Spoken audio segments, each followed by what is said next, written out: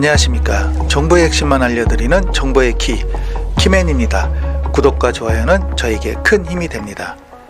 미국이 자랑하는 록히드 마틴의 제5세대 스텔스 전투기 F-35B가 미국 본토 상공에서 비행 도중 실종되는 사고가 발생했습니다.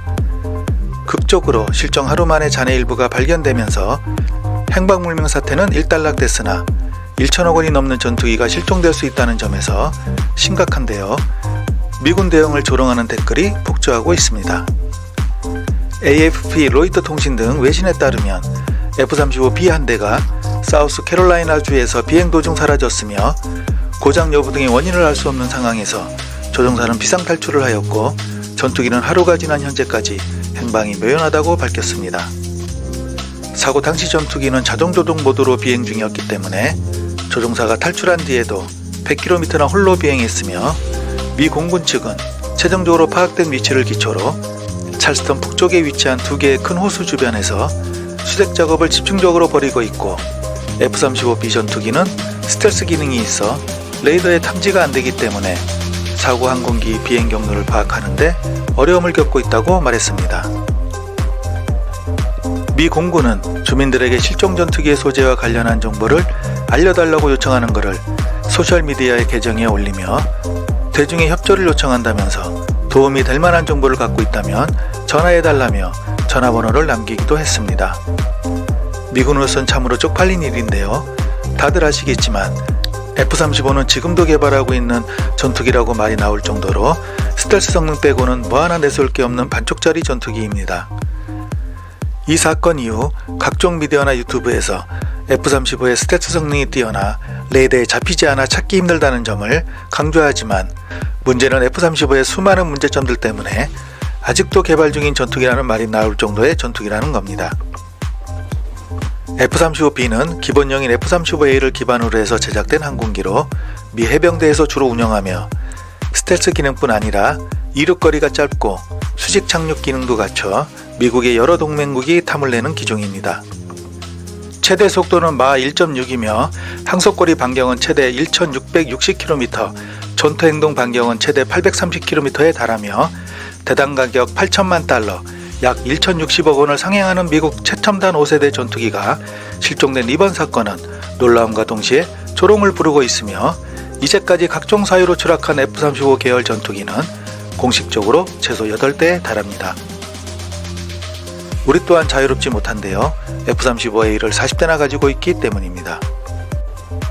2022년 1월 4일 우리나라 한 조종사가 F-35A를 조종하며 훈련하던 중 쿵 소리와 함께 항공기가 먹통이 되어 항공기의 안전고도를 취하면서 엔진 기기를 점검하자 조정관과 엔진만 정상이었고 나머지 모든 장비는 작동하지 않았으며 기지와의 통신도 불가능했고 심지어 산소 공급도 되지 않는 초유의 사태가 발생하게 됩니다.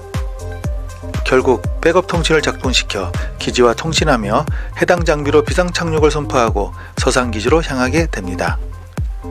당시 항법 장치도 함께 작동하지 않아 조종사가 전투기 위치도 파악할 수 없었으며 비상탈출 상황이 발생했을 시 전투기가 지상으로 추락해 내륙에 떨어지는 상황을 방지하기 위해 조종사가 동체 착륙하겠다는 의사를 전달했고 공군지휘부는 조종사의 결정을 존중하여 승인합니다. 동체 착륙은 마찰열에 의한 화재 가능성을 줄이기 위해 연료를 최대한 비워야 하며 기체를 최대한 수평으로 유지한 채 속도를 줄여 활주로에 닿도록 하는 고난도 조종 기술입니다. 이로 인해 대한민국 공군과 록히드 마틴은 전자장비 이상의 원인을 확인하기 전까지 F-35A 운항을 전면 중단하게 됩니다. 세계적 수준의 우리 조종사의 실력은 보여는 좋지만 휴전 상태인 우리나라로선 절대로 일어나서는 안 되는 상황이며 이번 사고로 1천억 원이 넘는 F-35 한 대를 폐기 처분해야 했습니다. 사고도 문제지만 더 큰 문제가 있는데요. F-35의 낮은 가동률입니다. 문제 많은 F-135 엔진이 가진 정비의 난항, 스텔스기 특유의 고질적인 높은 운용비, 복잡하고 많은 항공 부품들을 군사기밀과 기술적인 문제로 미국 록히드 마틴만이 전문적으로 손볼 수 있는 현실은 F-35의 가동률을 저하시키는 요인이며 한번 비행에 드는 비용도 4천만 원이 넘을 정도로 부담이 상당합니다. 엔진에 문제가 생길 경우 해당 기체는 비행이 정지되고 고치는 데 드는 부품과 기술을 미국을 통해야 하기 때문에 국내 F-35A는 2021년부터 22년 6월까지 비행 불능이 172건, 특정 임무 불능이 62건으로 F-35A의 가동률이 60%를 미치지 못하고 있습니다. 2023년 기준으로 국내 F-35A 도입분을 40대로 볼 때 60%면 24대밖에 작전하지 못하는 것이며, 통상적으로 전투기 4기를 1개 편대, 전투기 20기를 1비행대대로 볼 때 F-35A 6개 편대, 1개 비행대대 조금 넘는 분량으로 작전해야 한다는 말입니다. 여기에 F-35A 훈련기로 F-35A 전투기가 빠지는 것을 감안하면 오로지 실제 작전 용도로 쓰는 국내 F-35A는 더 줄어들게 됩니다. F-35 내부 문제와 난해한 운영 현황이 가동률을 낮춰 기체 성능을 발휘할 기회를 빼앗고 경납고에서 놀게 만들고 있습니다. 이렇듯 자주 국방이 얼마나 중요한지 새삼 느끼게 되는 대목인데요. 내년부터 양산에 들어가는 우리 KF-21이 이 불안함을 채워줄 것이며, 블록 3까지 마치게 되면 강대국으로 둘러싸인 한반도에서 우리 국방을 책임질 한 축이 될 것입니다. 이 밖에도 F-35의 결함은 여러 차례 발견되었습니다. 미국 국방부 보고서들을 분석해보면 제트 엔진 재연소 장치에서 발생하는 굉음이 기체의 흔들림 현상을 유발해 엔진이 최고 출력을 발휘하는 데 장애를 조성하며, 헬멧 장착 영상 표식이 HMD의 성능 불확실, 중간 수준의 바등갑 실험에서 예상보다 옆으로 미끄러지는 현상, 기관포를 장착할 수 없는 문제, 조종석 머리바지의 과다한 크기로 인한 조종사의 후방 시각 확보의 어려움 등의 수많은 문제점들이 지적됩니다. 개발 초창기만 하더라도 KF-21은 날 수나 있을까 하는 걱정으로 출발하였지만 어느새 F-35를 능가하는 단계까지 오게 되었습니다.